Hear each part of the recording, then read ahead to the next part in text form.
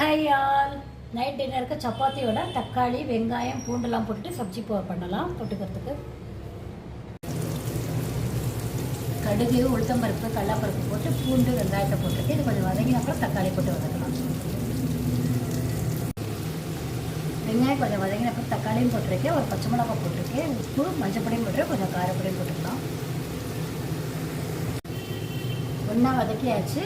இது கொஞ்சம் நல்லா வதங்கின அப்புறம் பன்னீர் கொஞ்சம் இருக்குது, அதையும் ஊற்றி போட்டுட்டு கொத்தமல்லி தூங்கிட்டோம்னா ரெடி ஆகிடும் சப்ஜி. வேகட்டும். அது பன்னீரையும் ஊற்றி போட்டு கொத்தமல்லியும் போட்டு சூப்பரான சப்ஜி ரெடி ஆகிட்டு 5 மினிட்ஸில் ரெடி ஆகிடும். சூப்பரான சப்ஜி ரெடி ஆகிடுச்சு. இந்த இடத்துல பண்ணுறது ரொம்ப டேஸ்ட்டாக இருக்கும். ரெண்டு கமெண்ட் பண்ணுவோம், சப்ஸ்கிரைப் பண்ணுவோம். சப்பாத்தி பண்ணிட்டு தொட்டு சாப்பிடலாம்.